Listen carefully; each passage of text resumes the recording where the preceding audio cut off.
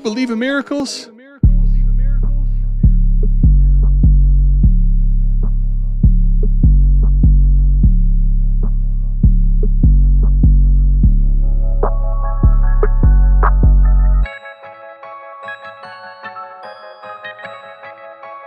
We got Fizzle in the house. Fizzle, what's good, man? Fizzle, glad to have you here. Let's go. This the South Harmon podcast. Glad you here today. Hit that Patreon link if you here to stay. Dynasty best ball, that's my favorite way. 40 chess trade show. Let's make a trade today or check a AMA. You know Adam at the ATM. Mike always in the building. He gon' stay with him. They gon' start every show off with their own trade. Fantasy's a big ocean. They made their own wave. Make sure you tapping in Tuesdays and Saturdays. Tuesday night, Saturday morning, ain't no better way. Hit that notification bell when the news break. Go subscribe right now, don't get the news late. Destination Devy, that's the team. Dynasty football, man, that's my favorite thing. I remember Biggie said it was all a dream. Now people watching on their phones and computer screens. Welcome to the team. Let's start the show.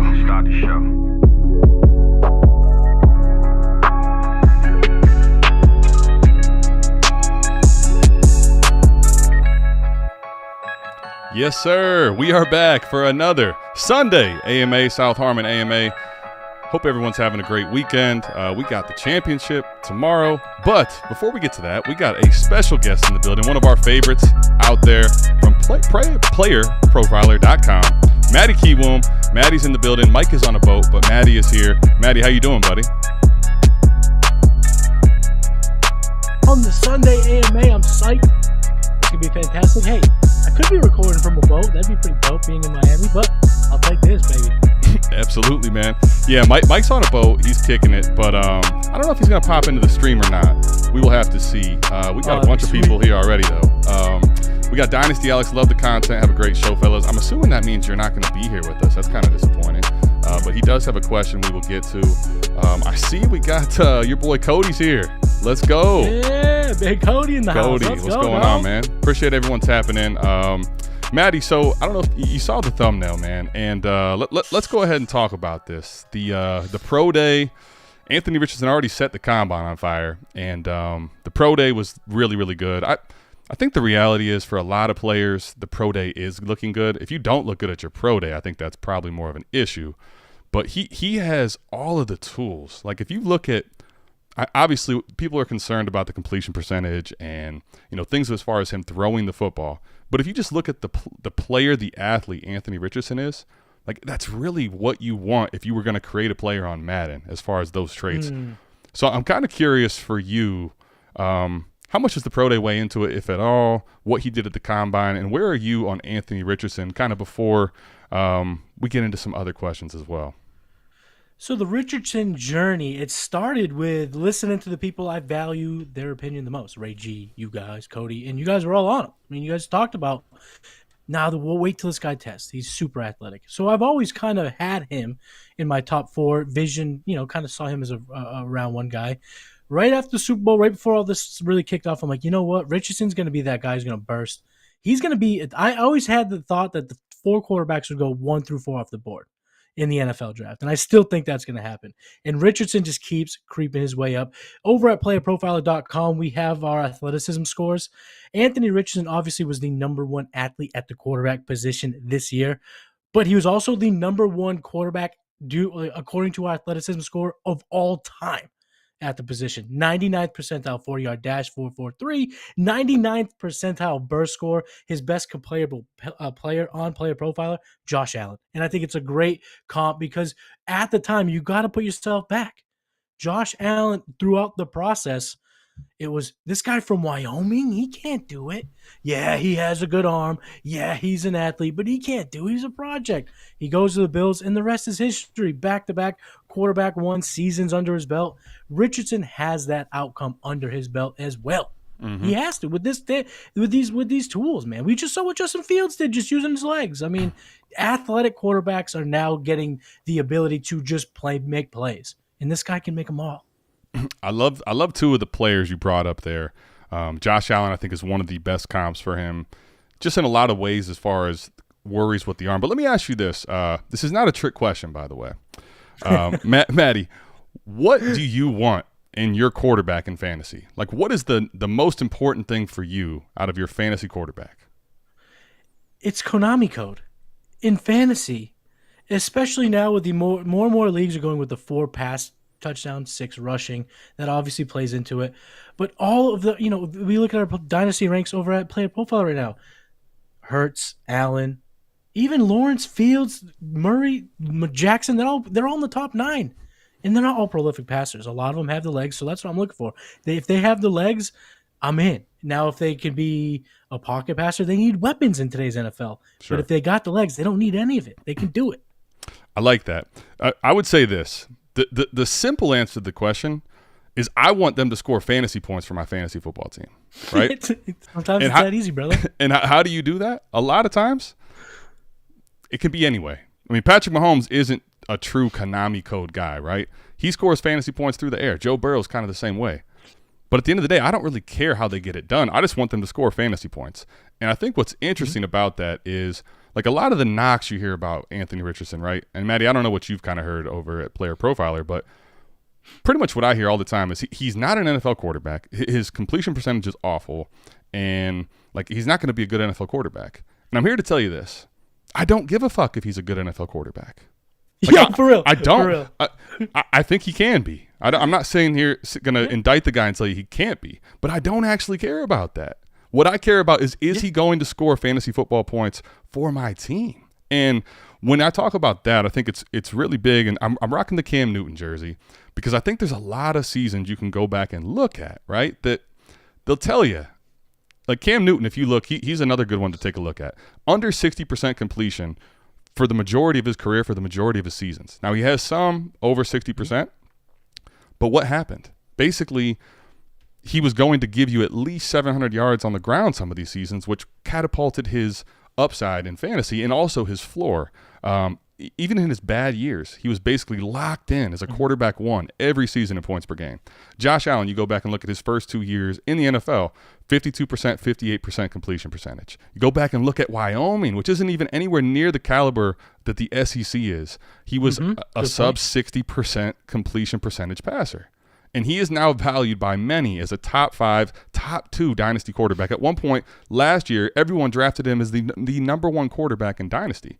Lamar Jackson obviously has had, extremely good seasons in fantasy football. Go all the way back to Michael Vick, who was always under 60% completion.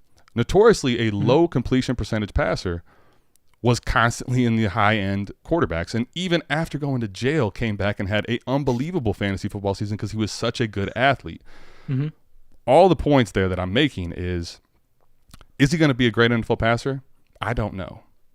Doesn't matter. I could tell you that he might. I could definitely see the scenario where he's not. Is he going to win a lot of NFL games? I don't actually know that either. He may not. Cam Newton he had a season where they were, 15-1. They went to the Super Bowl. Mm-hmm. But 5 of his seasons was under 50% as far as team wins. So once again, these questions I don't have the answers to. But at the end of the day, it doesn't matter. I think the reason I'm bringing all this up is if he's not a good NFL passer, if he doesn't win a lot of NFL games, he could have a safe floor as a quarterback one pretty much every season. We saw what Daniel Jones was this year because of 700 rushing yards. Now think about this for a second. Look at Josh Allen. Look at Jalen Hurts. When you surround him with weapons and in a good system, you see like what you look at with Josh Allen, under 60% completion. Now when they made the trade for Stephon Diggs, he is a totally different cheat code. And that still exists for Anthony Richardson. And the reason, to the thumbnail, to tie this all up, if you know, you know. No ceilings. We're going back to the Lil Wayne days. Anthony Richardson hit the ceiling in the pro day because he's telling you, take the ceiling off because my Dynasty career has no ceiling. There's no ceiling on my game. Stop trying to box this guy up. And if you're worried about him being a poor passer, that's fine. Worry about it. But don't worry about him being an elite fantasy asset, even if it's for a short period of time. So I want to shut the naysayers down as far as I don't care about all that other stuff. Can he score points for my fantasy football team? And I believe he can. 1,000%. ladies and gentlemen, do not forget, Justin Fields was the quarterback 5 on a points per game basis. The Bears had the fucking number 1 pick. It doesn't matter. It doesn't have to translate to wins. Because I would also ask you this. What has the Bills won? What have they won with Josh Allen? They've won a bunch of regular season games, haven't made a Super Bowl. So why do we have to invest in their success? No, they'll be good for fantasy. And Anthony Richardson he's the athlete. He's the most athletic quarterback of all time. The most athletic quarterback we've ever seen. And if you look, like there's a lot of ways to nitpick, right? Lamar Jackson's had 2,000-yard rushing seasons. Mm-hmm. He's never actually had a ton of rushing touchdowns. Same thing kind of was with Michael Vick. He had some good rushing touchdown seasons, but a lot of times it was just yards. Those guys had over 1,000. We saw Justin Fields just go for 1,100. Mm-hmm. The other thing with Justin Fields, think about this. For the first 4 weeks of the season, where you're correct, quarterback 5 in points per game, the first 4 weeks of the season, he was quarterback 35. Right. In that same year, because his legs were so good and he didn't pass at all, 2,200 passing yards, quarterback 5 overall. So I think it needs to be said. Now, is there a scenario where he's not an elite fantasy asset? Yes. But his floor, I think people are not really considering how ridiculous his floor is because he is so athletic. He can score touchdowns because he's 240 and so big. He can run for 80-yard rushes to the house. Mm-hmm. Like, he has the ability to do everything that we've seen done in the rushing department, which is huge for fantasy football. No questions about it. Most athletic guys, sometimes it's as simple as you said, Adam. Who's going to get me the most fantasy points? Anthony Richardson has that outcome. You can look at throughout the top 4 in the class. I mean, a number of people have brought it up, and it's hard to really talk back on it. 100%. Do they have a ceiling inside the top 12 on a consistent year to year? Maybe Richardson has a chance to really catapult himself into the top 10 even. Yep. I'm. It's interesting because Matty came on. I wasn't sure 100% where he was. I tune into his stuff, so I know he likes him. But it's funny because we are in lockstep on this. Tunchi, I know he has to be a Wayne guy. No ceiling, so he knows what's going on with the mixtape. All right, so we already have a couple super chats, Matty. So let's start getting into questions. Let's not rant and rave about them all night. Hell all right? Yeah. All right, Mighty Booch, appreciate it, man. Super chat. CD, the 308, a 24-second, or Waddle, 206 and a 24 first. Mighty Booch, if you could, to help us really answer this, can we get some settings? Is it Superflex? Yeah, how many teams? How many starters? Because that 24 first for me matters a lot. It's just one quarterback or Superflex and all that. Certainly matters, yeah. Let me ask you this before we get that answer. Difference for you, Matty, between CD and Jalen Waddle, if we just start breaking this down piece by piece. Tier-wise, they're probably one, CD and then a tier and then Waddle. Actual rankings-wise, we're probably talking about 3 to 7, 4 spots, 5 spots. Yeah, I'm with you. I think for me, I'll say this, and I've said this before. Waddle, I think, feels like a little bit he's overvalued. I definitely want CD ahead of him. Waddle has his I'm not completely out on Jalen Waddle. I just think that a lot of times I'd rather trade out of him because of how highly he's valued. I'm with you though. He's at least a tier. He might even be 2 tiers for me below CD Lamb, and CD is right on the door. I think of he's not in Jefferson and Chase's tier, but he's solidified in tier 2 for me. So I like that. I already lean that side early. So then 308 and a 24 second versus 206 and the 24 first. Man, I'll just start with this. If this is Superflex, the 24 first class is loaded, Matty. So that asset does excite me. The 206, so 24 first versus 24 second, obviously clear win there. And then the 206 over the 308. So, let me just ask you, let's just stay with Superflex for right now. What do you think of this trade, and which way are you leaning initially?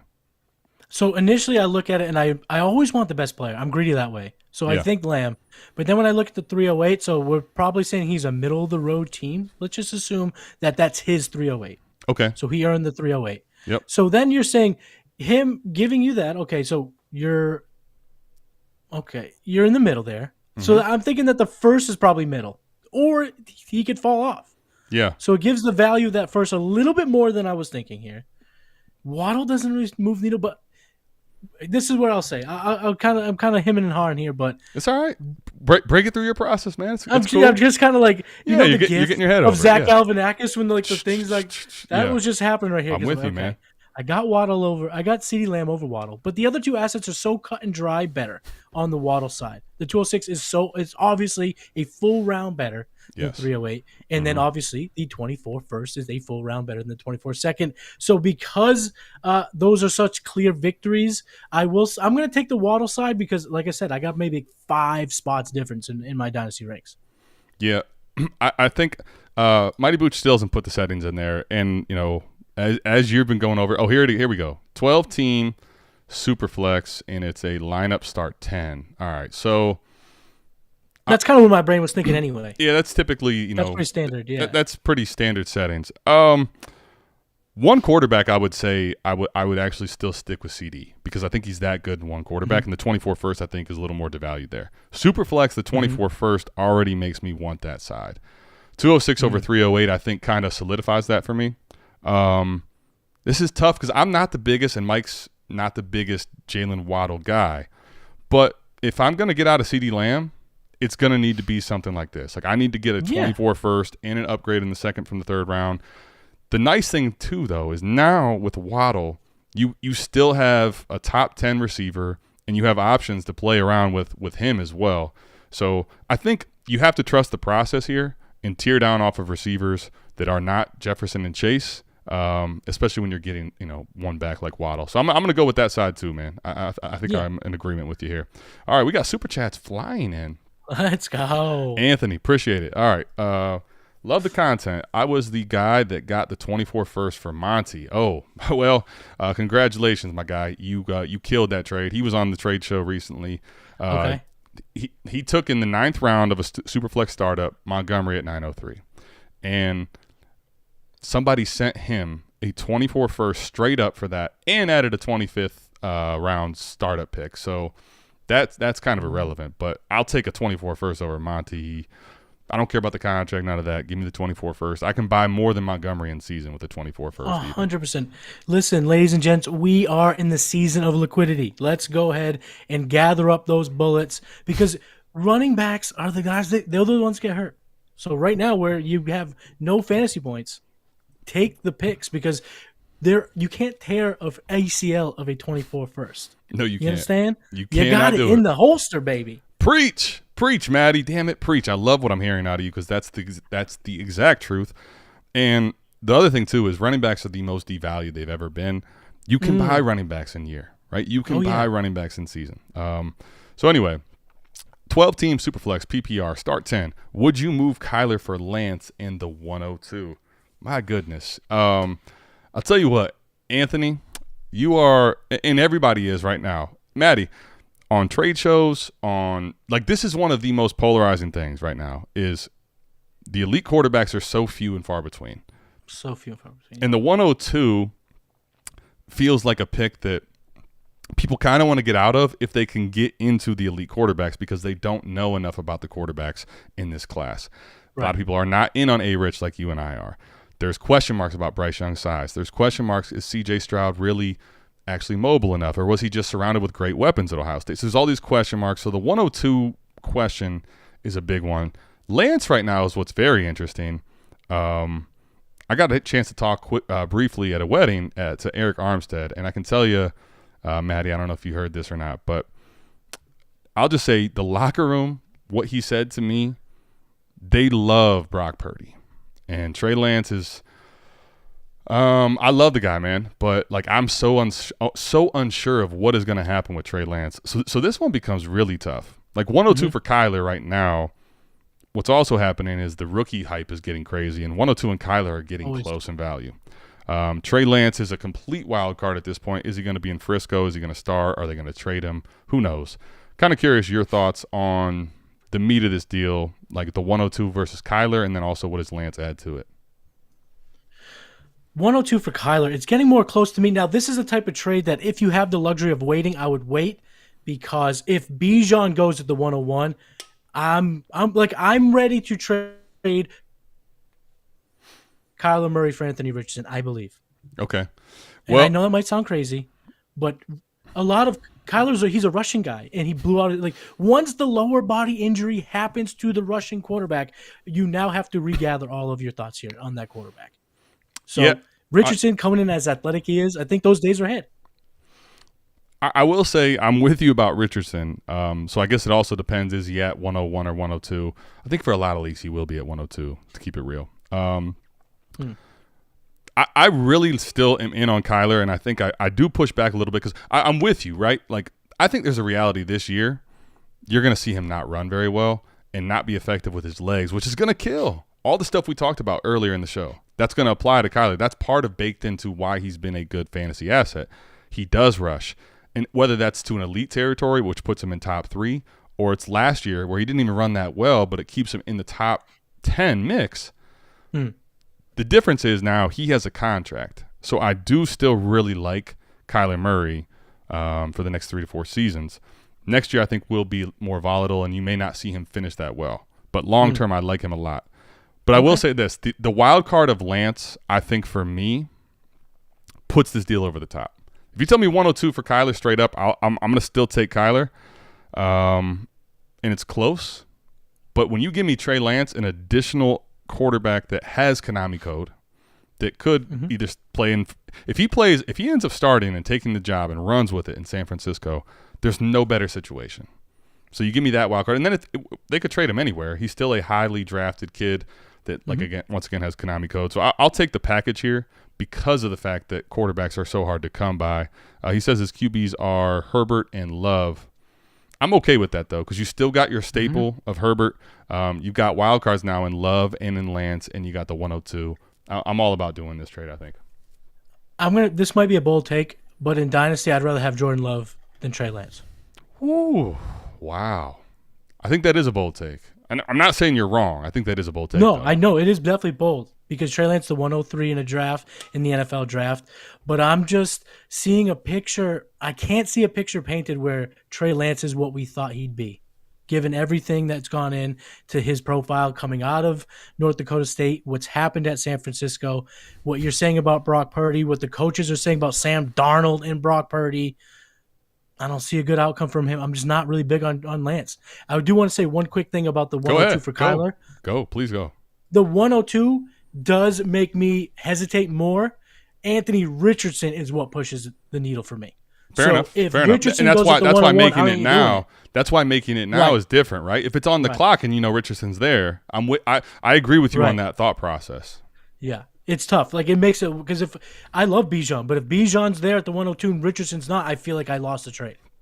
Yeah, because I love Bijan too, right? But if you tell me I get Bijan Robinson and Trey Lance, and then Trey Lance ends up falling off a cliff value, which is already trending down, and now it's just Bijan 1-for-1 for Kyler Murray, no. Like, I don't want to play that game in Superflex leagues.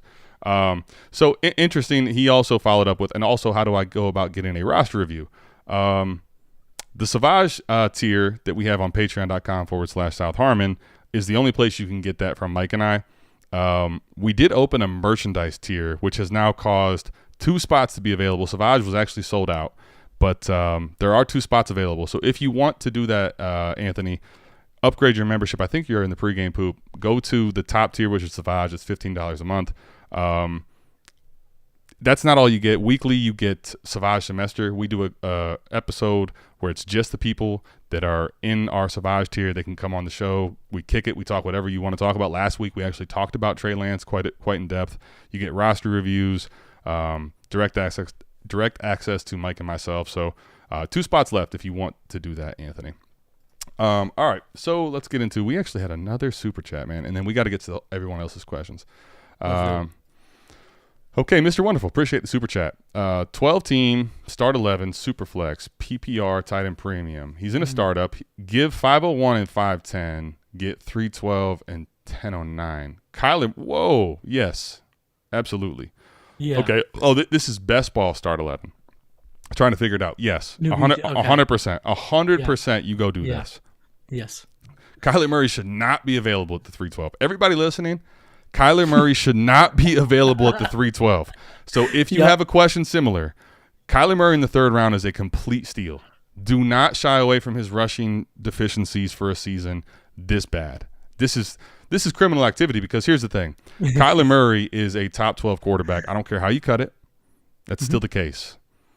So you're going to give away you're basically going to go from a 5th round to a top 12 quarterback, which is impossible to do. And then you downgrade from 5'10" to 10'09". And in the 10th round, you're not going to get what you could in the 5th. But you can get a adequate best ball option. Matty's in the Expo League with us. I know he plays in best ball leagues. He knows in the 10th round you can get some decent options that are not the 5'10", but it doesn't make up the gap between Kyler Murray and what the 501 will offer you. I always have a tough time conceptualizing these trades because I like to see the board, and I know you guys are so good at nailing the value of starting picks. Talk to me, man. And you absolutely nailed it. Though I think you nailed it here because, yeah, you do move up those 5 rounds in the 10th, but the Kyler Murray asset, we got him over in top 8 at playprofiler.com. So we still value him even with injury. There you go. You're not getting that in the 3rd round. In the difference of 5 to 10, it's not going to make up the ground you lost with not getting. You got to get Murray here. Got to get him. Yeah, I'm with you. That's interesting, man. Because see that I think should show everybody that, like, you have him in the top 10 still of Dynasty Superflex options, period. Well, let me ask you this, if you don't mind. You don't have to reveal this if you don't want to, because it is paid service to get the Dynasty Deluxe over there. By the way, I've been subscribed to the Dynasty Deluxe since I've been doing Dynasty. One of the things you need to go check out. I truly do believe that. How far is Anthony Richardson away from Kyler Murray on those right now? Probably, I would say 2 tiers. Okay. 2 tiers, but not leaps, not big leaps. No, but that's still sizable. Now, Trey Lance, I think, could make up the difference, which is why I take that. But you're still acknowledging that he is a quarterback that is hard to come by, and that's an asset that's hard to come by. To give you guys an example, we have our own ADP tracker over in South Harmon, and I know Adiko does the same for Bulletproof. So right now, to give you an idea of the 5'10", okay? So the 5'10", you're looking at a Jerry Jeudy right now at the 5'10". Okay, and in the 1009, let me just give you an idea of what you're going to get there. Okay, so 1009, you're looking at a player in the range based on this ADP. Now, here's the thing. At 312, if Kyler's there, I don't even know what the 10th round could give you, because that is criminal stuff. Right. In the 9th round, you could get a Keenan Allen. In the 10th round, you can get a Mike Evans. You can get an Elijah Moore. You can get a Gabe Davis. And here's the thing. Are those guys Jerry Jeudy? No. But can you make up the difference of Gabe Davis to Jerry Jeudy? Yes. You can find a way in best ball to make that up. What you can't do is find a way to make the 501, which right now is Christian Watson versus Kyler Murray. Like, right. That is the meat of the deal that you have to take. So I appreciate the super chat. Don't even think twice about this, Mr. Wonderful. Go get that done. Right. Smash it. Sounds like the tight end premium was pushing players up. Because there has to be some sort of outside factors why Kyler Murray fell, other than just his value crashing. I'm wondering if tight ends get a little bit more. Maybe they get a little frisky over there with the tight end premium. I would love to see, Mr. Wonderful, if you're on Twitter or something, if you could drop your draft board. Like, I would just love to see from my own personal viewing, and I could show it to everybody here watching the stream, like what it looks like. Because, like, I'm honestly thinking about it. All the startups we've done, and we're moving a lot more to auction, Matty. Yeah, he's gone. He's gone in the 2nd round, in like mid-second at tops. Like, we're getting out of the 3rd round right now. Like, 312 is not only is it the 2nd, it's wrapped all the way back around. 4th round is so outside of quarterbacks, because the only 4th round quarterbacks right now, based on ADP, are Daniel Jones and Trey Lance, and we can acknowledge the difference in those guys and Kyler Murray. So, no question. All right, let's see if we can start ripping through some of the questions, because we have a bunch in here. Let's go. Appreciate all the super chats. If you do have a question you need to have answered, go ahead and super chat it. But we will try to get to as many as we can before. I know Matty already did a stream, so I'm not going to keep him here all night. You got me. Whenever as long as you want me. You asked me to come on 4D, well, come participate in South Harmon. Oh, well, baby. All right, well, shit. Say less. You still might want to super chat, because we got a long list. But if you don't, we're going to get to as many as Matty will say. I'm gonna make Matty say uncle before we leave here. So that's what we're gonna do, just to test out what's going on with Matty. 10 teams, start 11, defending champ. He's got Lamar, Lance, Tannehill, Jimmy G, Aaron Jones, Pollard, Dillon, Jamal Williams, Zeke. He's got Kupp, Diggs, AJ Brown, Ridley, Keenan Allen, Terry McLaurin, Kittle, Waller, Goddard. I mean, Okay. I don't see a question here. I just see a Yeah, gauntlet of humble a brag. team. Yeah, this is a gauntlet of Even a in team. a 10-team league, this is loaded. Okay, I guess the question was prior. My bad, Wyatt. Should I run it back? Well, let me ask you, like, what are the other options? Like, when I look at a team like this, what is keeping you from running it back? I guess the answer to the question would be this. What would keep you is, if this is a lineup league, which it's PPR Superflex, I'm assuming lineup. Lamar Jackson has a lot of scary stuff going on with him, right? And what could happen? If Lamar ends up sitting out or sitting some games out, Lance Tannehill, Jimmy G becomes really scary territory in Superflex. Rough. So I think that is where this question is coming from, because I have no concerns with the rest of this team, man. Here's the thing. Kupp, Diggs, AJB, Kittle, Waller, Goddard, like, it's ready to go, man. It's ready to go, but the quarterback position is scary hours with Lamar Jackson. I think I'm still planning to run it back right now, to tell you the truth. What do you say, Matty? I think you definitely should run it back, because you're not getting a guy with upside like Lamar, even with the downside, with what's going on off the field and the whole contract thing. What I would say, if you're like us and you just love making moves and you can't just sit back, maybe try to get a little liquid with these running backs. I think Aaron Jones has a little inflated value. Tony Pollard doesn't have a really strong running mate yet, so I think maybe you could turn that into some picks and just kind of just get yourself to a point where if there is a doomsday situation with Lamar, you do have the bullets in the chamber to at least take a run at a startable Superflex quarterback, because this roster, Diggs, Kupp, A.J. Brown, Kittle, Waller, Goddard, like, you have to push the pace and put the chips in the middle of the table here with this roster. Yeah, I think, as I'm kind of thinking about this and looking through it, right? I got like Matty says, like my Zach Galifianakis, I'm looking everywhere, I'm thinking it's churning, right? I think here is the problem, and why currently today I'm telling you to run it back. Let me just kind of walk you through the 4D mind that I have going right now. The problem is you have a team, because you just won it, and that's what happens when you win. These are all aging assets. So right now, what do we know? Everybody wants Anthony Richardson. Everybody wants the young, sexy stuff. They want to get young right now. Nobody cares about putting points into their lineup today. They want to get the Dynasty sexy roster. So what do you have? Now, to your point, like Aaron Jones and Pollard, depending on your league, you might be able to get something valuable back. So I'm okay shopping these guys and taking a return that's liquid back that's a win. Any running back almost guaranteed I'd be willing to do this. Yeah. Here's the problem I do see, though, when I look at this, right? We have seen how bad and how weird the market is for Cooper Kupp. Stephon Diggs right now is one of these guys that you could buy sneakily on a contender, because people don't – his age is starting to push him to the point where he's not as sexy. A.J. Brown is not that same way. A.J. Brown, everybody still wants top 4, top 5 dynasty receiver. Ridley starting to gain some value. But then Kittle, Waller, and Goddard, like, Kittle was out there WrestleMania yesterday. Who even knows what people are thinking about that? Clotheslining fools. Bro, that was crazy. I mean, come awesome. on now. That was fantastic. But Waller's market is really depressed. Goddard doesn't have the best market in a 10-team league. So I think here's the thing I'm doing with this team. I have the plans to run it back and the aspirations to run it back. But I'm going to wait to see, as the season begins, what's going on with Lamar, and what at that point, because here's what will happen. Come about August, September for sure, Kupp's market's going to skyrocket again. People are going to want points per game. Diggs will.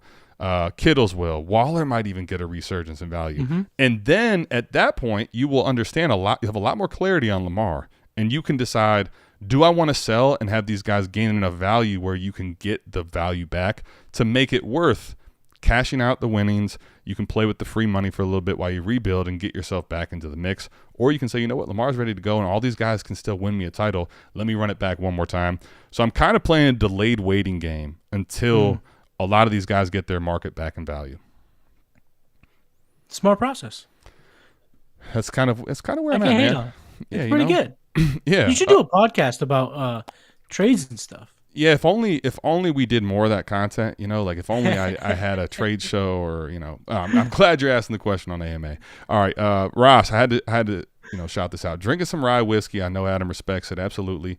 Got the South Harmon glass. I know we have some patrons and shitheads that have the South Harmon glass. Let me just tell you, it's getting so real as a content creator, man. We're into a new handle of Sazerac because what's done is the old handle of Sazerac is done. So we're getting after it over here, Ross. So I appreciate. Hope you're doing well. All right, let's get into some other questions. We got a lot of comments. I told them eggplants next to the question because there's just a lot of times that they're just chatting with themselves in here. All right, what would you be willing to pay to move up from 105 to move up to 105 from 107? I got the 110, 203, 211, 302, and 5 first and 24, and a 24 second, 12-team Superflex, 1 point PPR start 9. So Garrett, let me say this, and I see some follow-up stuff here, but I don't see. I guess I would like to know who you're targeting because Mike and I kind of have a tier. Obviously, this class is tiered in layers, but like 107 is a pick I'm not that desperately moving out of because I think the reality of 107 is this. If everyone hates Will Levis, you get Will Levis at 107, right? If Will Levis goes, you'll get one of Gibbs or JSN there. It's unlikely JSN's there, but then Gibbs is there. So I guess here's the question I have for you. What's the end goal going up to 105? Like, who are you targeting? Do you think JSN is worth this price? Are you somebody that says you love Will Levis? I want to make sure I get into the quarterback discussion in Superflex. I guess that's kind of what I would like to know is what makes you want to move from 105 or 107 to 105? Because it's on a lot of teams that I don't need a certain thing. I'm willing to just sit back and reap the rewards of what everyone else does at 106 and prior and just take what's left at 107. So I'm kind of curious your thoughts too, Matty. I'm pretty much there. I think 110 is my jumping off point. Yeah. I've done a lot of mocks over there at Player Profiles. You just did one right before here, right? We did one tonight, yeah. Oh yeah, me and Cody been getting after it. I think 110 is my jumping out point. I would say I am with you on that, by the way. I think that is where it's clearly okay. If I can get just re-roll into 24 or something else, I'm all aboard. Right. Like I think at 110 in Superflex rookie mocks, I am looking to grab. I'll move back to the 208. I'm okay. There's just a tier of shots you're taking, and I think for me it starts at like the 110. So the 107, I'm not sitting here saying that I have to move up, but when I look at all this capital, I would be willing to offer the 211, even the 23 to move up if you're telling yourself, I need one of these quarterbacks. I can't leave it. This is a sharp room. It will go Bijan in the 4 quarterback, so I need to get into the 5. I would be willing to give the 2, 3, or the 211. Now, if we're talking 110, I'm not opposed to it, but I need a sweetener. I would need a little something come back with the 105. Yeah. So, I mean, because he's phrasing it willing to pay up, man, I see this is where it's tough for me because I'm a value guy. 4D is a lot about value, right? And I look at 107 and I'm like, all right, if this is 108, I'm having a different discussion because I know that at that point I'm probably going to be taking Jordan Addison, Quentin Johnson, Zach Charbonnet, whatever I believe is the best one there. To your point, that's why 110 is where I'm really like, oh boy, let me get out of here. Yeah. 107 is where it's like, I'll take what you throw me. I like Gibbs. I like JSN. I like Will Levis. So I'm going to be honest with you. I'm going to be, kind of a cuck about this. Like, I'll give you 211. If you want me to throw in one of the thirds or something, fine. If you really believe in one of your guys here, whatever the process is for you, who you want to go get. For me, though, a guy that is already signaling we're going to get top 12, top 15 draft capital at the quarterback position in Will Levis. A guy that Jahmyr Gibbs, who's easily the RB1 in this class without Bijan, who's generational.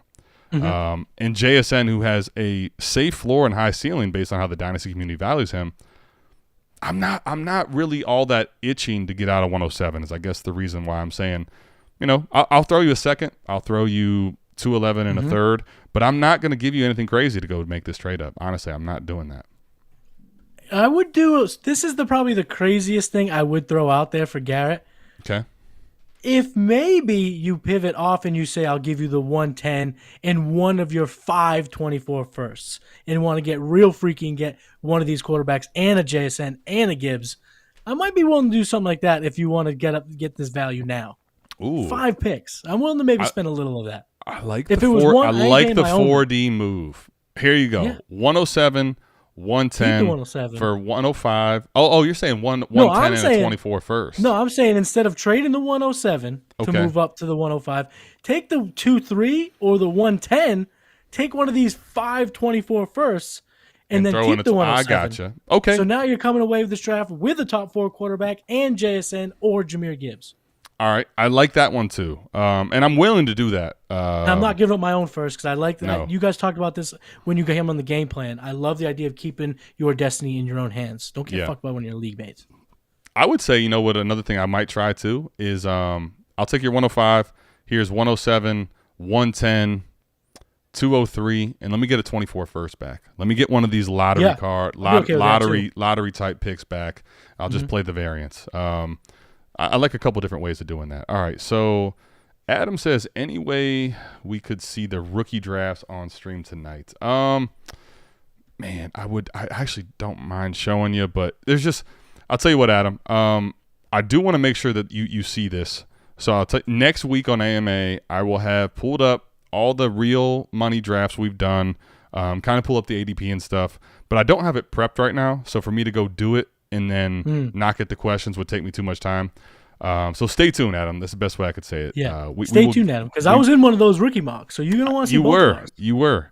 Hey, I'll tell you what, the Expo League, it's funny how we just called it the Expo, but, like, we got content creators in that league, man. We got Matty in there, Jones is in there, Gene's in there, Ike's in there, myself, Mike. It's like, man, we're not getting any type of crazy deals done in that league because I just know everyone's listening to everything we do. So it's just not happening. All right, it's the South Harmon podcast. Glad you're here today. Appreciate you, Fizzle. Thank you very much. All right. What is the approximate percentage that you guys believe AR becomes serviceable top 16 passer in the NFL? I kind of think we've already touched on this, but Matt, if you want to take your stab at it first, I'll kind of give you my thoughts too. Caleb, I'm too dumb to be throwing out my approximate percentage of an outcome here. I was just going to say ditto to what Adam said. I think he's going to be a good player in fantasy. Does he become a top 16 passer? I think that's probably 50-50. I mean, it's literally it's top half of the league. So I guess, all right, so what is the approximate percentage that you guys believe AR becomes a serviceable top 16 passer in the NFL? So you're asking basically what is the percentage that he becomes top half of the NFL in completion percentage? I'll be honest, probably not that high. I'm not even going to – it may be 50%, but I think what you have to understand is you're going to have the NFL growing pains with Anthony Richardson. This is a guy that does not have a lot of experience. Let me say it. I think that's the best way to explain it. But you see, he has the tools. He has the arm. He can layer the ball in. He can throw it in on a rope. He can throw it deep. He can hit a ceiling because there's no ceilings on his dynasty career. And I think here's the thing. The answer to this question, it's probably like you look at Josh Allen. Can it happen? Yes. You look at some players, though, that never had it happen. Cam Newton never really was a top 16 NFL passer, but I don't actually care about that. This goes back to the rant I had earlier. I would say it's less than 50%. It can happen. If he's on a good NFL team and he's surrounded with the right weapons, I believe he absolutely has the tools to be in the top 16 as a passer. But that's kind of the cherry on top. What I care about is not necessarily him doing that. It's everything that he offers that isn't that as a floor, and that this is a scenario that makes him somebody nobody will want to trade. Look at Jalen Hurts. Look at Josh Allen. That's kind of, I guess, the best way I can explain all that. Yeah, if you feel 51% confident that this can happen, you need to get him on your team because if he hits that outcome, he's, the fourth quarterback in Dynasty? Well, I mean, just look at how Dynasty works right now. You can speak on it with your rankings, and I can talk about it how I feel. But, like, right now, Jalen Hurts, for me, is quarterback 2 in Dynasty. And I saw that you did this on a mock recently with Cody on there. Yep. Quarterback 2. Here's the thing about Jalen Hurts, right? Jalen Hurts didn't have the secure draft capital. He's a day 2 guy, right? And then he had a rougher year as a whole as a passer in his full starter role second year. But what happened? They made the trade for A.J. Brown. It's very similar to what happened with Josh Allen. They made the trade for Stephon Diggs. And then not only did you see all that rushing upside, but you saw them improve very much as a passer. Keep this in mind for both of those guys. They did have a very good touchdown rushing rate, right? Like both of them had double-digit touchdowns at points. But Josh Allen's a 4.75 guy. Right. Did Jalen Hurts run the 40? Jalen Hurts is 40 time. I can pull it up right now, actually. Yeah. Pull it up. He ran a 4.59. So that's pretty good, right? But it's basically 93rd 4.6. percentile. Right. Anthony Richardson at 240 pounds ran a 4.43, I believe. And then also, if you go back and look at it, it wasn't even like a great technique. He's not even running in a straight line. Go back and look. He didn't even basically run it as effectively as possible. This guy, his athleticism gives you touchdown upside, gives you rushing. To answer your question, I think it's probably a little under 50%, if I'm actually going to be honest. But like I said, if you think it doesn't actually matter for that. Oh, right. 100%. 100%. You got to go get him. And we have to start kind of thinking about landing spots. I know it's kind of like, we don't like to do it because it's not real. It's not tangible. We can't really put our hands on it. We can't really taste it. But what if he goes to the Raiders at the 103? What if they go and they trade up to the 103? McDaniels has been waiting for this type of athletic quarterback. When he was in New England, he took Lamar Jackson for the private dinners because he was really interested in what he could do offensively with this type of athlete. Devontae Adams. Holy shit. Right. But let me ask you, what scenario makes you think, I don't want him? Because I don't think the one exists, but I'm curious if you have one.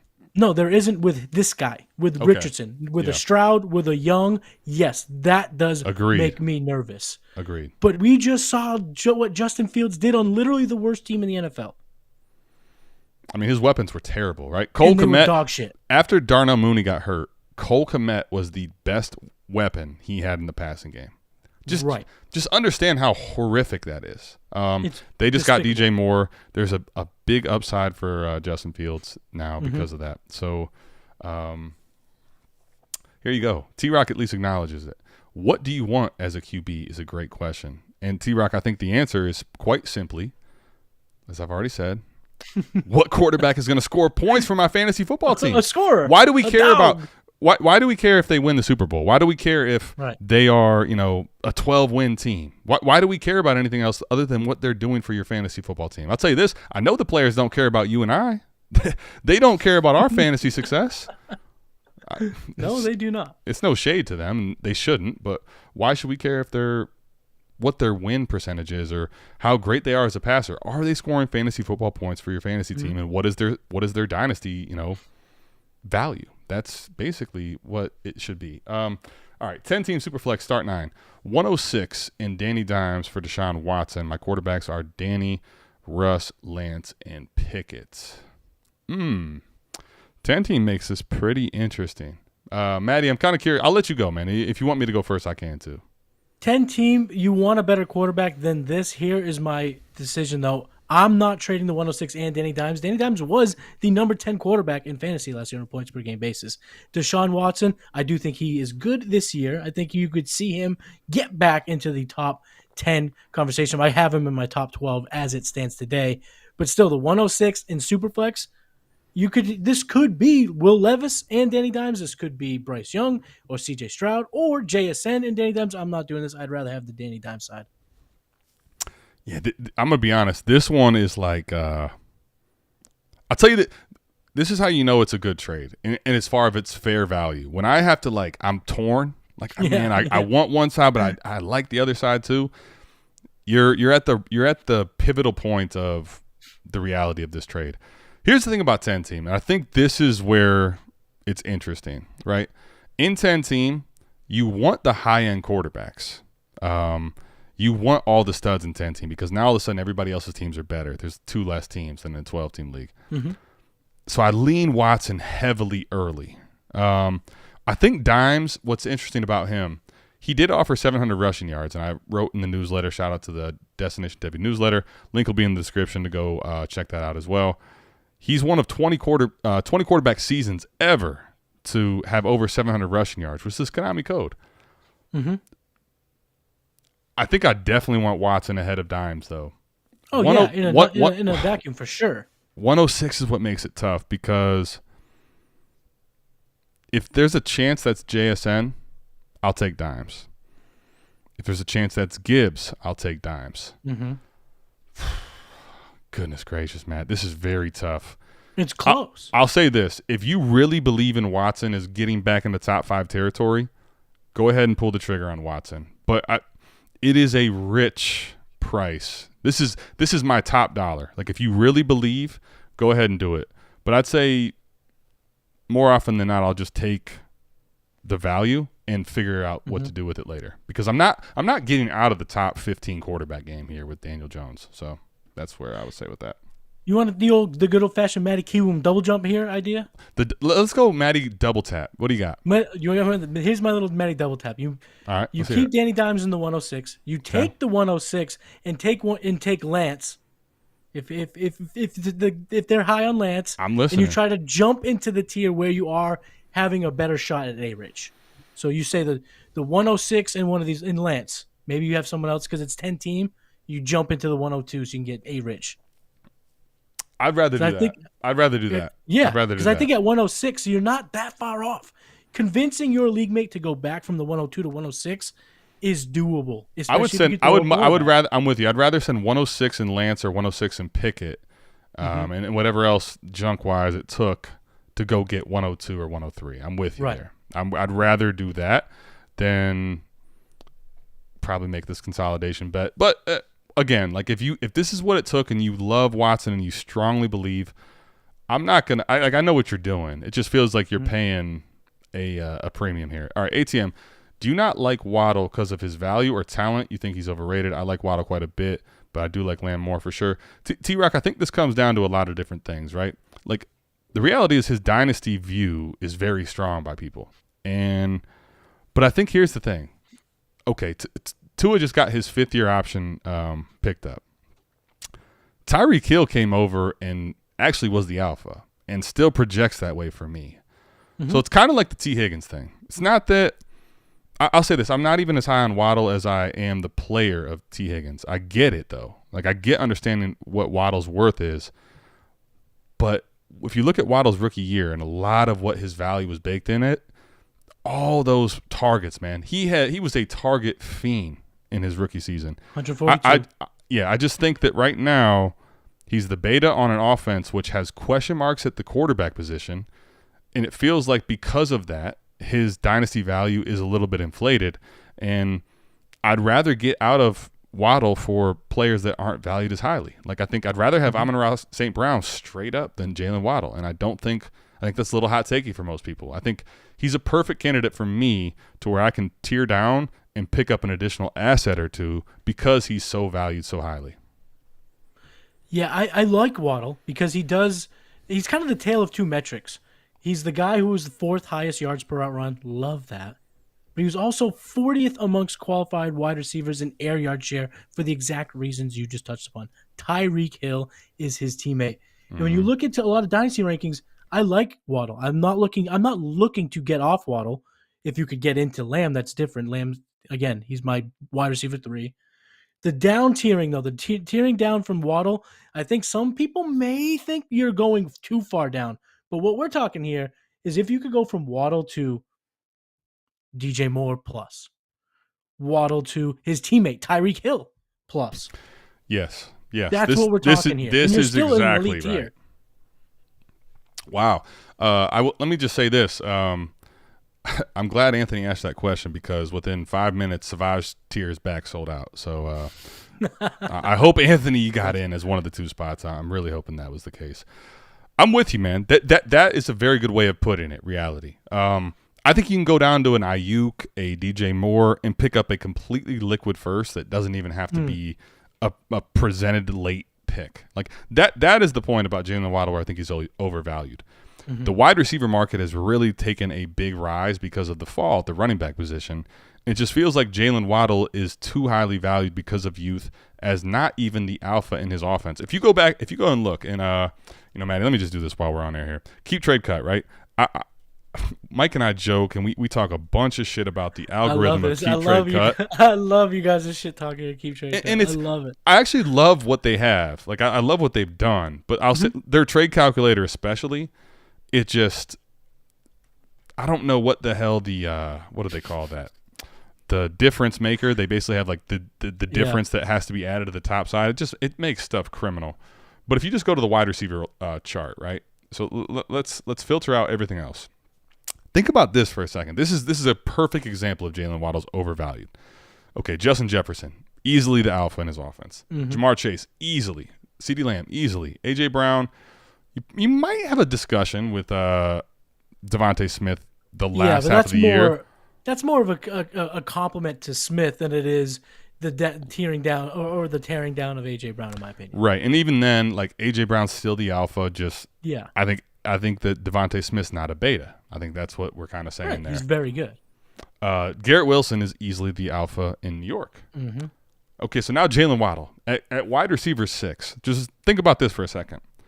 I'm going to go down and list a bunch of players later after this that are the easy alpha in their offense. Amon-Ra St. Brown, Chris Olave, DK Metcalf. Like that I think is the point, is because he's a top 6 asset at the receiver position, which is very valued right now, and he's young, right?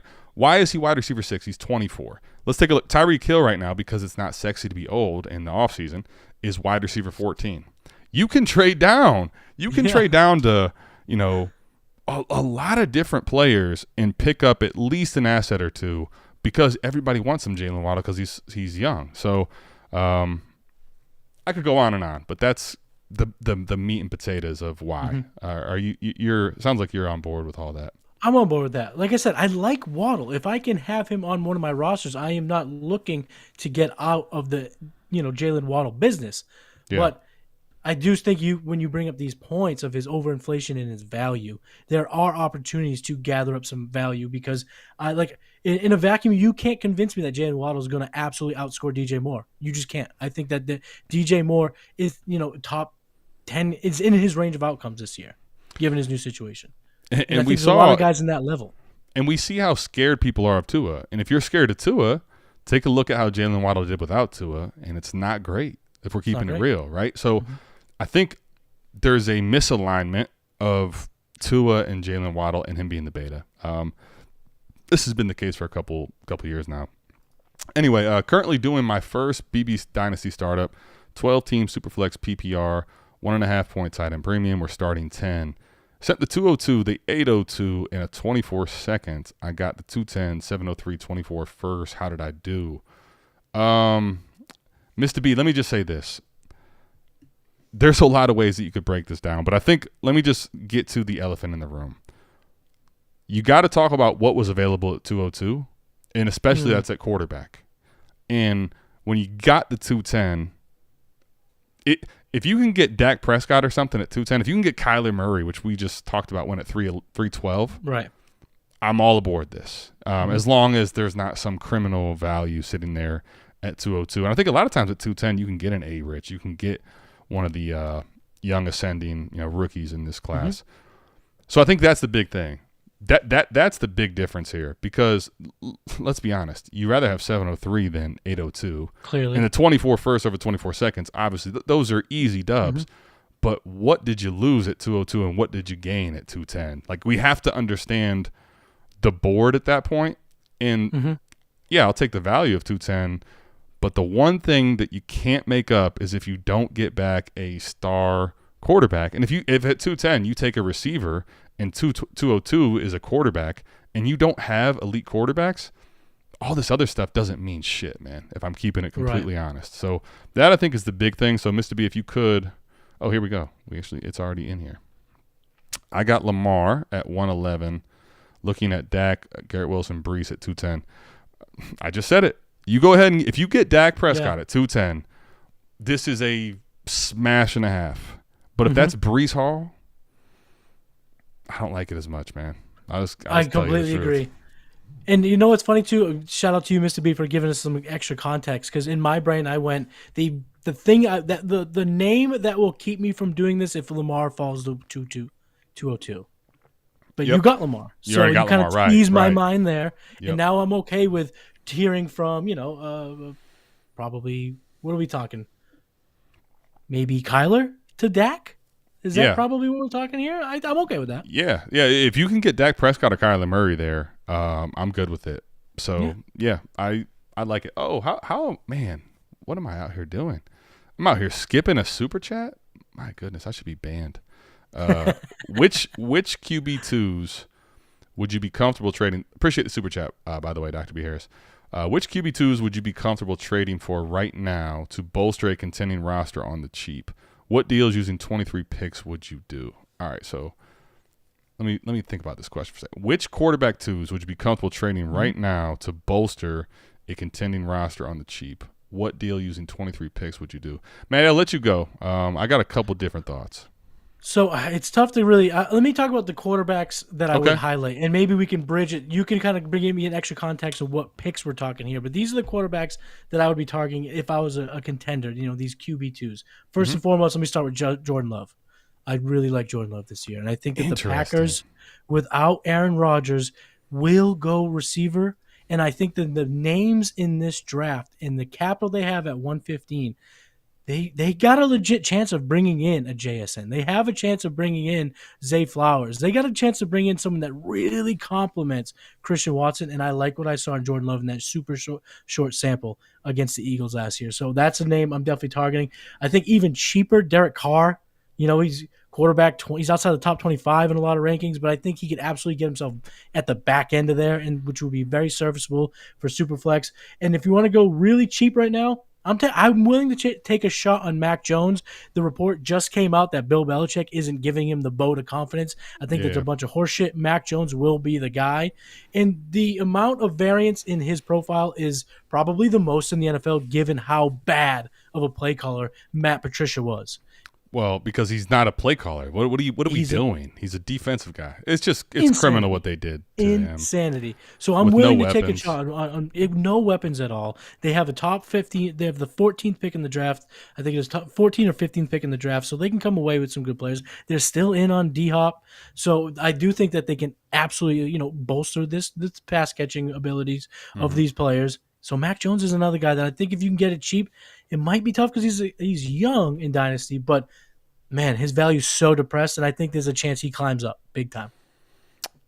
I like some of the names you mentioned. I think Derek Carr is a very good one to talk about, just because he's, I think, moving on from the Raiders. Some of the way that went down, him going to New Orleans where he has another guy he can, tunnel vision, go back and check that AMA out with JB to Chris Olave.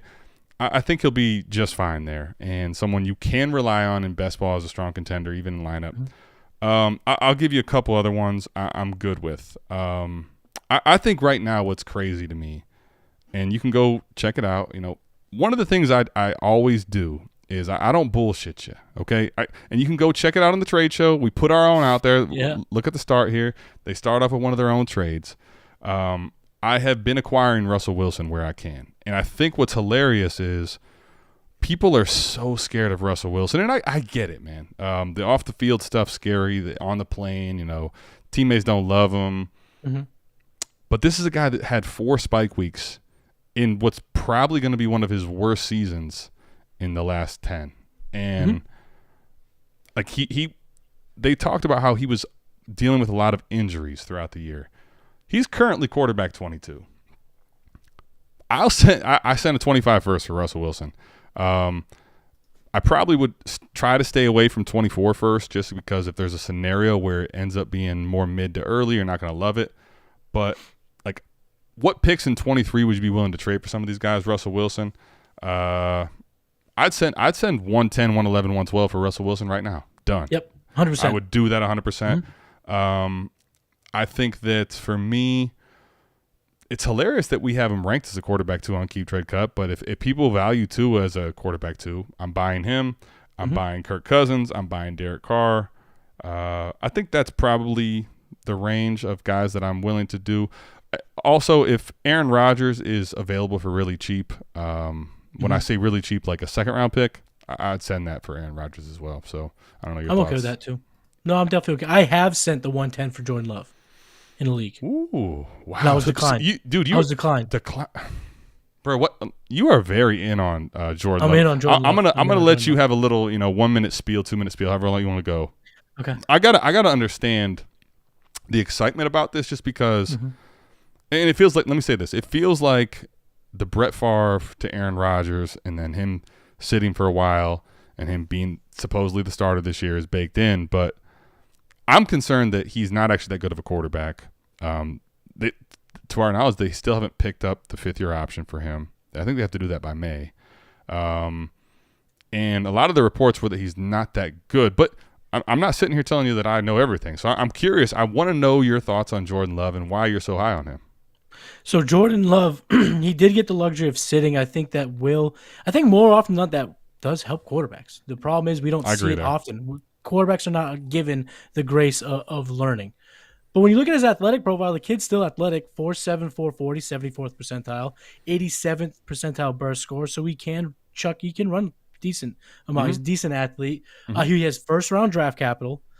So the team was aware of his being obviously a big arm, but also an arm that needed development. And he was one of the rare guys who got that development over there in Green Bay. And I might be over exaggerating the one game analysis against the Eagles. He looked competent. He had zip on his ball. And if you can go back in time and remember the Senior Bowl, I believe it would be 2020, would be his draft class. People on the field were more impressed with him throwing the ball than Jalen Hurts. So his arm talent was on record being better than Jalen Hurts. Now, Jalen Hurts obviously a better athlete. You could run a lot faster. But what did we say? He was about 4.6 40. Yeah, 4.59. Yep. Yeah, so 4.6 40, it puts you in the top echelon. 4.74 keeps you in the range of your Trevor Lawrence's, your above average athlete. Josh Allen's a 4.73. So, right, exactly. He's got the size 6'3", 224. He can move. He can move. He's a decent athlete. I also agree with.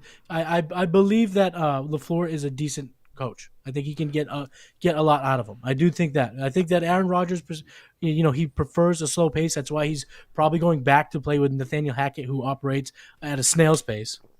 So I think that, and also there's good safety blankets there in Aaron Jones, AJ Dillon. So I'm buying into Jordan Love. I could be wrong. It is risky, but I'm willing to buy into Jordan Love for 2023 and beyond. I'll say this. I am very hesitant. However, at the cost you're probably talking about realistically, and given that it is a quarterback in Superflex that has first-round draft capital, that we don't normally see a guy sit for this long. When they made the trade or the draft pick for Jordan Love, like, we're assuming he's going to take the reins a little earlier than this. They sign Aaron Rodgers to the extension. There's a lot of things that make me hesitant, but 112-ish. Go ahead, man. You want to shoot your shot?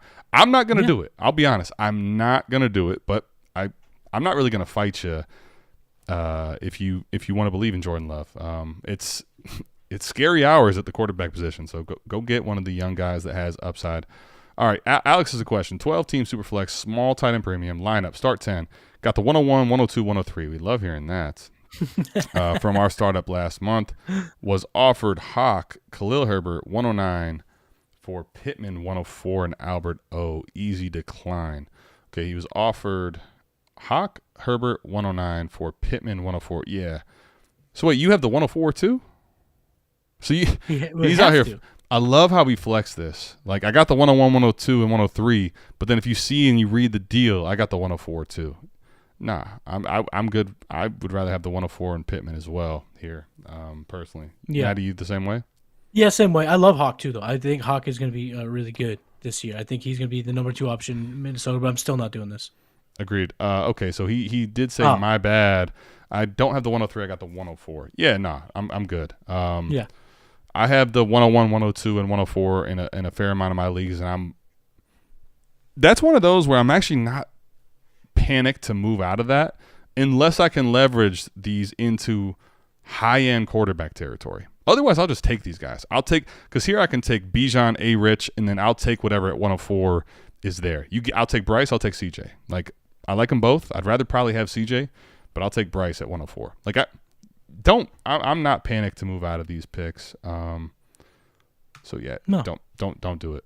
And the asking price needs to be way north of that for 104. Personally, in my opinion, with you having those, hit the like button while you're here, folks. Appreciate that fly bladder. Yeah, if you could, drop a like, leave a comment, subscribe to the channel if you're new.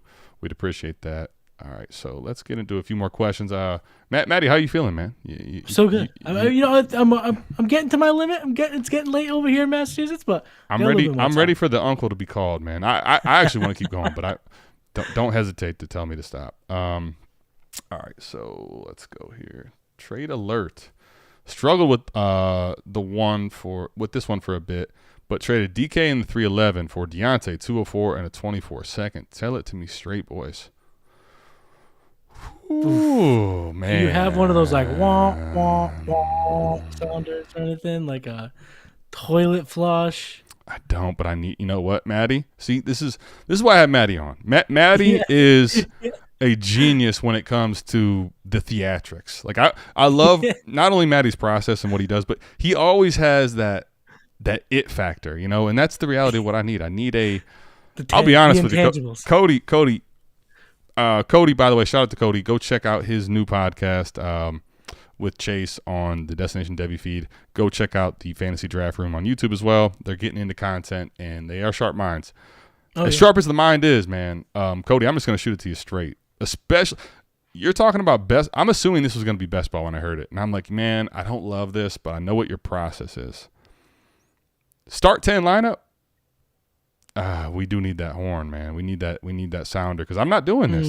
DK for me is undervalued year in and year out, and he's a top 12 dynasty wide receiver still easy for me. Mm-hmm. And I know the 204 and the 24 second are valuable, but in lineup start 10, the drop from DK to Deontay is massive. So I would much rather have had the DK side. I get why you struggled, but I would have stayed with your side personally, man. So just my opinion. Cheaper ways to get a 24 second, in my opinion. Yeah, and listen, I like the 204. Like we talked about it. Present value. 204 and the 110 are pretty similar, right? Like yeah. But nah, I'd rather have DK, man. It's hard to make up a DK talent. Here's the other thing. Speaking of Anthony Richardson or these other quarterbacks, Seattle's poised to get potentially one at the 105 in the NFL draft and let them sit like Matty likes to with Jordan Love behind Geno Smith for a year or two. It could unlock DK, who has a contract there. So I would rather have the other side. All right, give 111 and 202 for 105. Yes, absolutely. Smash that. Honestly, I don't need the other settings. Like best ball lineup, it really, really doesn't matter to me because 105 is quarterback range. So this is a million times out of a million. On draft night, you could probably trade back and get more than you traded for that. Someone would trade. Yes, Matty, great point. Someone will on draft night probably want to trade up for your 105, and you could go back to 107 even and pick up a better asset than 202. So with you. Domo 3. I don't know exactly what the name is, but he's taking AR 15 at 102. I like it. There's a bear shit in the woods. I mean, come on, let's go. I'm gonna. By the time your draft comes around, you're gonna be at 101 if you keep tuning into the channel. I think I am. Especially while Mike's on the boat, because Mike would be pushing back on Bijan pretty hard right now. So I love hearing this.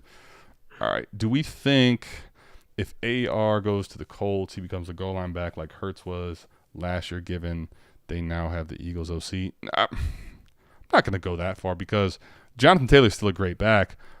I'd say this, Kalen. I think both your questions, I know where you're going with them, but I think it's a little overthinking because is he going to be the goal line back featured? No. But is he going to run a bunch of touchdowns on any team? Absolutely. The Eagles OC probably will put him in position that gives him more opportunities to score touchdowns. So I know where your head's at. But I wouldn't overthink the landing spot that much here. Like if he goes to the Colts at the 4th pick. Like if you want to lean a little more him that way, fine. But overall, just I'm trusting his athleticism. Yeah. Wherever he goes, if he's in a top 5, 6, 7 spot in the NFL draft. I don't know if you differ at all, Matty, on that. No, not too much. I'm not really worried too much. I think it's what we saw do what's his name? Shiken? How do you say that? Is that how you say it? Shiken? The offensive coordinator that's now the head coach of the Colts. We need Mike for here. Steichen? I don't know how to say it. Steichen. But yeah, he had Miles Sanders. He didn't have Jonathan Taylor. So I mean, you're not going to want to run your quarterback up the middle if you have a guy like Taylor. You will. He's a weapon. He's huge. Right. But you're still going to give the ball to Taylor in the red zone. Yeah, exactly. Absolutely. Right. Yep. Yeah, we're on the same page. Realistically, which two of these 4 rookie quarterbacks do we see in the top 10 ranking by next summer, if any? Ooh. Okay, foreshadowing is always dangerous, but it's a game I love to play. So, Matty, I'm going to make you play. I'm going to make you play it with me because Fizzle asked the question. We got to answer it, man. The dope intro. Yes. So let me say thank you. Fizzle is the man. The intros he's made is insane. He's so talented. Absolutely, man. I remember it was on an AMA like this. Someone said you should make something for the guys, and I was kind of like, he probably won't do it, or right. Just kind of a comment. And 2-3 weeks later, he sent that to Mike, and my jaw hit the floor. You got to be kidding me, so bro. Good. You probably saw me before when you were playing. I was just I was into it, dude. It's so good. I always love the pre-show when it's rolling. But anyway, let's talk about the top 10 right now. Yep. To answer the question, keep trade cut, I think, is a little bit fishy with this stuff because it's so changing by people that just vote. But right now, their top 10 is Patrick Mahomes, Josh Allen, Joe Burrow, Jalen Hurts, Justin Herbert, Trevor Lawrence, Justin Fields, Lamar Jackson at quarterback 8.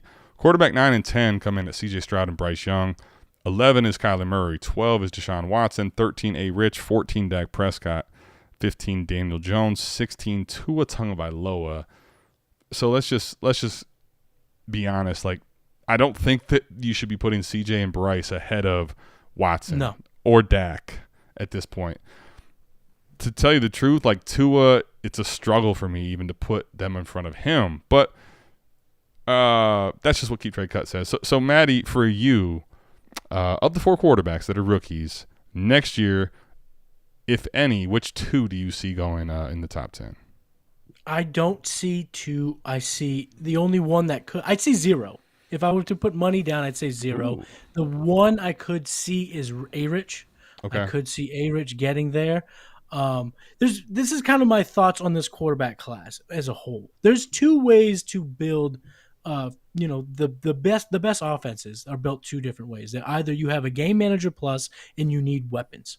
You shove so many weapons in that offense that he just absolutely takes it to the next level. Or the quarterback is somebody like an ARich, someone who's super athletically gifted that can kind of make his moves regardless of who he's surrounded by. So now let's play the game where you just talked about. Let's play the kind of the hypotheticals here.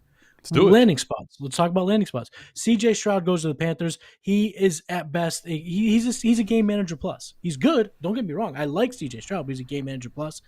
There is no Jamar Chase to put on his team. He's not going to be loaded with wide receivers. He's going to be throwing to Adam Thielen, DJ Shark. That's not going to be good enough for him to propel into the top 10. Bryce Young, I think he's a good fit on the Texans despite his size because I do think they have the draft capital to kind of throw a bunch of weapons his way, but I don't see that coming overnight over 1 year, so I don't see him in the top 10 at all. Will Levis to the Colts, I do think he can light the scoreboard up with Pittman. The best comparable player on playerprofile.com for Will Levis is Jay Cutler. Jay Cutler, who did he throw the ball to and light it up with? Brandon Marshall. Michael Pittman is almost a carbon copy of Brandon Marshall. Come on, baby. I love that. So I think Will Levis is the second quarterback that has a chance, but I would give it under 20% chance maybe. I'm not super confident in Will Levis cracking the top 10 either, but I think he has the second best chance. I like that. I do think what's interesting about this question is it's hard to say without landing spots. It's hard. Because here's the thing. I think Anthony Richardson, what's really intriguing to me about him, and part of the reason I initially was pushing back before thinking it through a lot and then realizing how actually ridiculously athletic he is, I think for a lot of people, they lack dynasty discipline. So if they draft a quarterback, let's say at 101 or 102, and he's not playing all season, and they want to contend, it's like, are you going to sell light on this intriguing asset because he's sitting? So, for example, if Anthony Richardson goes to Seattle, like I see a scenario where he either sits the whole year or sits till the very late part of the year, and it's really hard to project how highly people will value a guy that sat all last year or played 3 games or 5 games at the end of the year. So it's tough. I'll be honest, it's very tough. I'll say this. CJ Stroud, for me, I think part of what's my push on him is people want to make him out to be like this pumpkin spice latte, man. He's just this basic quarterback. Like, stop it, man. Like, this guy went out versus the best defense that people wrongly try to say is as good as an NFL defense in Georgia, and Marvin Harrison isn't playing. And he's got them down to the final kick. That kick goes in, they win that fucking game, man. Like, put some damn respect on C.J. Stroud's name, but to Matty's point, if he's with no pass catchers at all in Carolina, he's not that good, man. He's not going to overcome a situation like that. I'm with you there. I think in terms of the prospects, people have to kind of unravel it a little bit more. Joe Burrow isn't our top 5 dynasty quarterback if he has no weapons. He's super talented, but he's a game manager plus. CJ Stroud, whose best comparable player on our website is Joe Burrow, needs that. So if you could tell me a Jamar Chase is coming into town within a year, Marvin Harrison Jr. is going to be on the Carolina Panthers in 2024. Now we're cooking with gas because I think he's super talented, but he needs the weapons. He's not like Mahomes that could have me and you out there running routes and he's going to dominate. See, and you know what's interesting? Let me mess with everybody's mind before we get out of here in a little bit. Joe Burrow's never not had Jamar Chase when he's been really valuable in any part of college or the NFL. So maybe it's Jamar Chase. I don't actually believe that, but maybe you do. I'll say this: for me, the two are going to be Anthony Richardson and C.J. Stroud. I see it with Bryce Young. Like you look at Kyler Murray, and you can kind of see it as far as the scenario. I think he would be third in mine, and then Will Levis. Like I like the upside and the talent, but when you ask this question, top 10 ranking, I don't believe the community is high enough on Will Levis for him to have a good enough rookie year to where that exists for him. So I think he would be the easy one that misses. Bryce would be the second one that I think misses. So if there's going to be two that I pick, it's going to be ARich and CJ Stroud. So, all right, let's do a couple more questions. I know, Matty, are you ready to call Uncle yet? I can't say it because I have pride, but I'm ready to wrap it up. All right, fair enough. Damn it, I should have made him say Uncle, because he wants to. All right, let's do 2 more questions and then we'll get you out of here. I appreciate your time too, by the way. No, thank you for having me. This has been a blast, man. I love working with you. Are you kidding? Come on, man. Anytime I can get the fire player profile version, Matty Kiwoom upgraded. Look at this guy, man. He's doing it all. 303, 305, or Dulcich and Terrace Marshalls. A 12-team PPR Superflex start 10 lineup. Half-point tight end premium manager also has 208. Should I counter with that plus 303 or call it a deal? Wait, he's getting... Are you getting 303, 304, and 305? Right. I'm Dynasty Alex, I love you to death. I'm actually confused if that's 303 and 305 or if, I don't know what that is. If it's all three, we're having a different conversation here. I love this. T-Rock says Matty needs to save himself right now. All right. If this is all T-Rock, don't do me dirty like that, my friend. Yeah, T-Rock, don't do him like that. 303 and 305 and 304. I think I'll take all three of those thirds for this package and lineup start 10. If it's just 303 and 305, I'm probably not doing it. I have my question marks about Dulcich, but I think market asked for more than this. What do you think on this trade here, Matty? If it's 303, 304, 305, I think I'm going to take the picks. I like Dulcich, but I'm not really – Marshall's really much nothing. Just give me the picks, and you can play with them as you will. All three? Yeah, we'll take we'll take the picks, man. All right, last question. Let me find a good one. For Matty because he won't say uncle, so I'm going to make sure it's a good question. Also, T-Rock, I'm seeing you in the chat, man. I didn't call Joe Burrow a game manager. I called him a game manager plus. Plus. I called him game manager plus. Matty double tap. Plus. Yeah. You know? Plus. All right. But if you switch him and Mac Jones right now, Joe Burrow is not beating the Chiefs with Tyquan Thornton and Devontae Parker. I can guarantee you that. That's true. And you know what, Matty? Interesting that you brought that up. And this is why I think Patrick Mahomes. This isn't a question, but it's a good talking point. Why he's the quarterback one, and it's a tier break after him for me. Is think about it that way, right? Patrick Mahomes has some legs. He has the ability to scramble and make a play happen, but he's not someone that's going to rush for 700-800 yards in a season. No, what he's is giving he, you though? 350. Right. Yeah, for sure. He has a nice floor. But what is he, though? Like, him and Burrow probably have the same upside scrambling, maybe a little bit of an edge to Mahomes. But the difference is we have seen Mahomes now. Like, think about Mahomes this year. When they traded away Tyreek Hill, that's the reason he wasn't quarterback one anymore. He went out there and won the MVP and the Super Bowl without Tyreek Hill. He proved that he can be an elite passer without Tyreek Hill. That's what makes him so different. We have not seen Joe Burrow not have T. Higgins and not have Tyler Boyd and not have Jamar Chase and be that type of a passer. Insane weapons. Right. And you saw it like Justin Herbert, right? Justin Herbert was in the same mix. Yeah. We saw his weapons go down, and what happened with Justin Herbert, right? So that is why, like, to the point earlier in the show, what do I want? My quarterbacks to score fantasy football points for my team.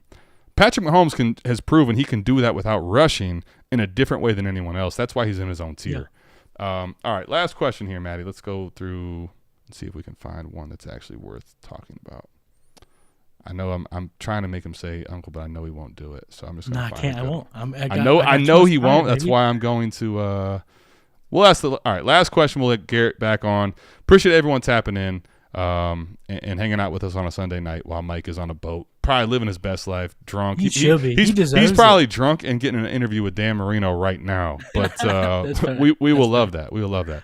All right, what's the lowest you're willing to sell Lance on a contender where you absolutely don't need him, or you're not going to use him? The absolute lowest I'm willing to. This is the best way I can answer that. I need a quarterback back. So I think that's the best way I can describe it in Superflex, is I'm not willing to trade him without getting a quarterback in return. Interesting. I like the answer. Okay, let me ask you this. Let me just give you a trade that went down, I think, yesterday. 14-team league. Would you trade away Trey Lance for T. Higgins straight up? Trey Lance for T. Higgins in a league I do not need him. Right. Which is this trade also was that way. Like that manager Gabe has two good quarterbacks, so he doesn't need to have Trey Lance. I don't think so. Now at that point you can throw in. I don't even know, Jimmy G, and I'm definitely pulling the trigger. Oh well, yeah, for sure. You could throw in Gardner Minshew, and I'm pulling the trigger. Brock Purdy, and I'm pulling the trigger. But I need that quarter, because at the end of the day, if he starts anywhere. Right. The value he can bring on your team and the ease of mind he can bring your roster, it's just, I don't know if T. Higgins makes that difference alone. But I love T. Higgins, though. See, that's a good point. Man, it's a good question to finish on. So I'm glad we made Matty stay through this, because I think the floor and the safety in T. Higgins, like I get getting out for that, right? Like you're not going to lose your dynasty team based on doing that. Like T. Higgins has insulated value. You're good. But here's the thing, like, what you probably acquired Trey Lance for and what you're expecting, you're getting out at a safe point, but you're not getting a quarterback that, one, has elite range in his outcomes, and two, it's not even a quarterback in a scarce, situation. I think the best way to answer this question, like I think here's the tough part about this, because Matty, you bring up a great point, but the hard part about it is, right, Trey Lance is just falling down the market in quarterback. So when you say I need a quarterback back, right? So like Trey Lance right now, for example, I hate to keep doing this. Matty comes out, he's flexing on me. Keep Trade Cut has Jordan Love ahead of Trey Lance by one spot. So if you need a quarterback back for Trey Lance, like the people behind him are Kenny Pickett, Jared Goff, Derek Carr, and it's tough to sell Trey Lance's upside, even with all the risk at such a safety type quarterback, which might not even have upside. I'll be honest, this is one of the harder questions to answer, and Trey Lance is one of the most confusing, most difficult assets to assess right now because the upside is still there. Like, this is a guy that still can run, whether he's in San Francisco or somewhere else. He could be valuable just because of Konami code. I would say this. I would need, if you really want to pivot out of Trey Lance and you can get a Daniel Jones and you just want to be safe, fine. I'll do that. But I'd probably rather have him than I would get out for a lot of the skill players that you're probably willing to get, which is where Matty's point is correct. Like, I'd rather ride Trey Lance into zero and just miss my shot than have T. Higgins, which is nice, but he's not going to basically be the integral part of my team being a dynasty juggernaut. So that's kind of what makes it tough. So to actually answer the question, lowest I'm willing to sell him for, I guess Daniel Jones. Matty says Jordan Love, right? You'd sell for Jordan Love? If I can get Jordan Love and then a second piece, because I'm trying to recoup his perceived value, because I would say the most marketplaces, despite the keep trade cut having him flip flopped, I think would value Lance higher. So I do want to take my cut on the back end. So, but I mean, if you're saying Love, I'll take a 2023 second. You know, I will take whatever I can get because I do like Love more than Lance this year. Yeah, I think Daniel Jones is probably, if I was going to get out, that's probably it. Otherwise, I'm just going to try to ride out the variance and see when he goes to a new team or is starting in San Francisco. If you're really worried, you could pivot out then, I think. I would not try to pivot out of Trey Lance for a non-quarterback, even if you don't need him. I think part of our philosophy on the 4D side is having the extra quarterback is now leverage you can trade stuff away for. If you were going to get a wide receiver, I guess – let's just go through the list. Would you do it straight up for Amon-Ra St. Brown? No, I still feel like you need that quarterback. I still think I want that quarterback with it. Is there a wide receiver you would do it for, like Garrett Wilson? Would you do it for Garrett Wilson? I would not do it for Garrett Wilson. I think CeeDee Lamb? The top three, you could probably, maybe that's the point. A.J. Brown? No. Okay, so there you go. So that you're not getting that done. Let me just say that. No. If you could get CeeDee Lamb, go ahead. If you can get Chase or Jefferson, go ahead. Right. But you're not getting that done. So the point really is stay in the quarterback market. Or if I was going to do anything, I might consider selling Trey Lance if I'm not forced to contend or I don't need him to a team that does need quarterback and liquidate. Like, you give me a 24 and a 24 first and a 24 second or something like that. Okay. If you want to just liquidate and go into leverage, that's fine. But I'm not doing it for skill players. So, Matty, man, I appreciate you hopping in. So does everybody else in here. We had super chats. We had a lot of love coming Matty's way. He didn't say uncle, so I'm proud of Matty. Matty, before we get out of here, go ahead and plug anything you want to plug. Really appreciate your time and chopping it up with us here, man. No, thank you for having me so much. You and Mike are two of my favorite guys in the space. I mean, we do a lot of shows with people on these webcams, but two of you guys I've met in person. We've shared beers together. Yes. So I absolutely love you guys. So thank you so much. Follow me on Twitter. I'm at Matty Kiwoom. I got all my stuff coming out. Player Profiler articles. I posted their TikToks. You can check that out. But also make sure you're rocking with the game plan every Saturday and my show Trade Gods and Thursday nights with my man Jason Allwine. Got Player Lounge with Cody Carpentier. I'm on Mock Draft Live. I'm all over the place on Player Profile, so just check me out there. Yeah, make sure you are going to check out the Player Profiler version, YouTube. Matty, his face is littered throughout there. He's not lying. I'm watching the growth and maturation of a guy that, we just kind of, last expo, we're chopping it up. Both of us just, young, naive, new faces trying to get into the space, and I'm loving seeing his growth. So I appreciate you hopping in with us. Everybody out here, you heard my love for ARich. You heard my little bit of hate for Jordan Love. We all know Mike's on a boat, and he's going to watch this and cringe about the whole one-on-one discussion without Bijan Robinson. But make sure you're following Matty, and we will see you back here next week on Sunday AMA. Same time, same place. We are out of this thing. Peace.